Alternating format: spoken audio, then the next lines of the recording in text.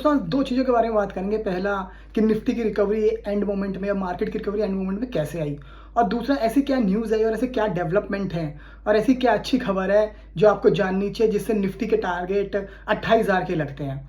सबसे पहले बात करते हैं निफ्टी की रिकवरी की या मार्केट की रिकवरी की। दोस्तों एंड पॉइंट पे रिकवरी आने का 2 ही रीज़न थे।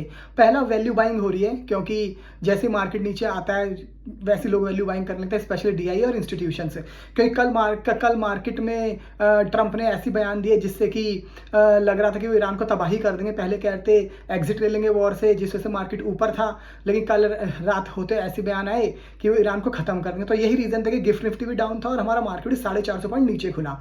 मगर जैसे ही मार्केट नीचे गया तो वैल्यू बाइंग होने लगी। ये एक रीज़न था, लेकिन दोस्तों उससे सबसे बड़ा रीज़न जिसे मैं मानता हूँ कि रुपये का मजबूत होना था। सितंबर 2013 के बाद ऐसा दिन अब आया कि रुपये एक दिन में 2% मजबूत हुआ है, यानी कि पूरे 12 से 13 साल बाद ऐसा दिन आया। तो ये रीज़न था कि मार्केट एंड में मजबूत हो गए। अब बात करते हैं ऐसी क्या खुशखबरी की बात करें। दोस्तों जेफरीज की रिपोर्ट आई है। जेफरीज एक बहुत बड़ी इंटरनेशनल फर्म है, जितने भी इंटरनेशनल फर्म इंडिया में काम किए उसमें जेफरीज एक है और बहुत ही माने जाने वाली फर्म है, सबसे ज़्यादा इसको लोग फॉलो करते हैं।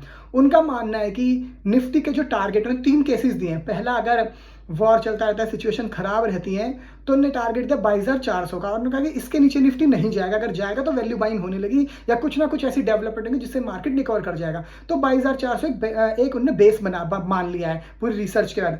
दूसरा, वो कहता है अगर वॉर खत्म हुआ और चीज़ें स्ट्रीमलाइन होने लगी तो 25,000 का टारगेट उन्होंने दिया है। इसके बाद एकदम बुल केस में उन्होंने टारगेट दिया 28,000 रुपये का। बट यहाँ पे ये आपको बता दूं कि उन्होंने FY28 का टारगेट दिया है, यानी कि 2028 मार्च अप्रैल 2028 का टारगेट उन्होंने दिया है। ओके, तो लेकिन बात यह है कि उनका मानना है कि जब ये वॉर खत्म हुआ, जो अर्निंग पे इम्पैक्ट हो धीरे धीरे सही होने लगा, इसलिए उनका बेस्ट के सिनारियो, बुल के सिनारियो 28,000 रुपये का टारगेट है। अब बात करते हैं कि उनकी नज़र किन स्टॉक्स पे है। तो दोस्तों सबसे बुलिश है वो प्राइवेट बैंकिंग स्टॉक्स पे, ICICI, HDFC और एक्सिस बैंक में, जिसमें से HDFC उनकी टॉप पिक है। फार्मा भी वो काफ़ी बुलिश है, उन्होंने टारगेट रिवाइज कर दिए हैं। रियल एस्टेट भी काफ़ी बुलिश है, यहाँ पे वो मानते हैं कि इनकी वैल्यूएशन काफ़ी नीचे आ गई, बहुत अट्रैक्टिव है, तो इनको एक्यूमुलेट करना चाहिए। एंड में ऑटो, सीमेंट और BPCL जैसे शेयर कहते हैं कि अभी भी इनकी वैल्यूएशन काफ़ी हाई है, तो इन्होंने अपने टारगेट घटा दिए और इससे दूर रहने की सलाह दी है।